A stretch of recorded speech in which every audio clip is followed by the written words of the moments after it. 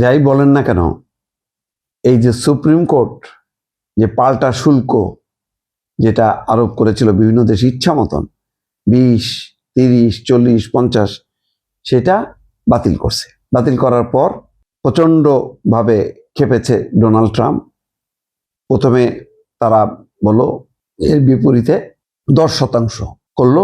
এখন আবার 10% থেকে বৈশ্বিক শুল্ক সকল আমদানি পণ্যের উপর 15% করার ঘোষণা ট্রাম্পের। তারপরে এটা কম।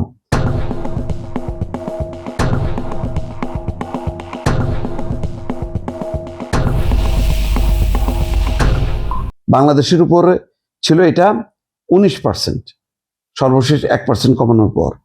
এখন এই যদি 15% হয় তাহলে সুবিধা, আর যদি 10% থাকে তাহলে তো আরো সুবিধা। এখানে একটা আশার আলো দেখছে এবং অর্থনীতি ঘুরে দাঁড়ানোর একটা স্বপ্ন দেখছে, বা এর একটা পরিস্থিতি তৈরি হয়েছে বলে অর্থনীতিবিদরা মনে করছেন। এখানে যুক্তরাষ্ট্রের শুল্ক হার পরিবর্তন স্বস্তিতে বাংলাদেশ। কি স্বস্তি? স্বস্তিটা হলো এই যুক্তরাষ্ট্রের শুল্ক নীতিতে সাম্প্রতিক পরিবর্তনে বাংলাদেশের রপ্তানি খাতে নতুন করে স্বস্তির সুর শোনা যাচ্ছে।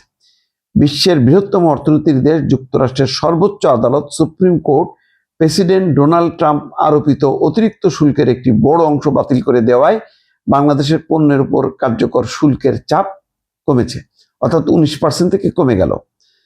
এর আগে বাংলাদেশি পণ্যের উপর 19% অতিরিক্ত শুল্ক কার্যকর ছিল। আদালতের রায়ে তা বাতিল হওয়ার পর প্রেসিডেন্ট নতুন করে 10% শুল্ক আরোপের ঘোষণা দেন। ফলে সামগ্রিকভাবে কার্যকর শুল্ক হার আগের তুলনায় 9% কমেছে। এখন যদি 15% করে তাহলে 4% কমবে। ব্যবসায়ী এবং রপ্তানিকারকরা এটাকে বাংলাদেশের জন্য তাৎপর্যপূর্ণ স্বস্তি হিসেবে দেখছে। তো যাই হোক, এখন এটা টিকবে কিনা শেষ পর্যন্ত এটা বলা মুশকিল।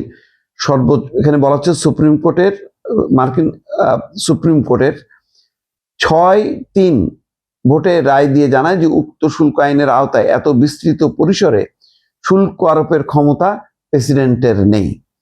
এই ঘোষণার ফলে বাংলাদেশের উপর 19% অতিরিক্ত শুল্ক বাতিল হয়ে যায়। এখন বাতিল হওয়ার পর তিনি প্রেসিডেন্ট ডোনাল্ড ট্রাম্প বলছেন যে আলাদা আইন করা হবে, এবং আইন করার কথা বলে সাথে সাথে সে 10%, আজকে দেখলাম যে আরো 15% মোট বাড়িয়েছে।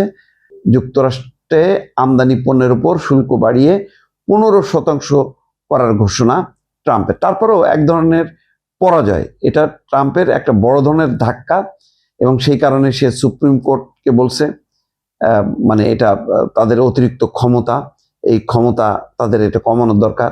নানাভাবে সে তার ক্ষোভ বিক্ষোভ প্রকাশ করেছে, বলেছে যে তিনি দেশের উন্নতির জন্য করছে এটা, কিন্তু সুপ্রিম কোর্ট এটা ক্ষমতার বাইরের।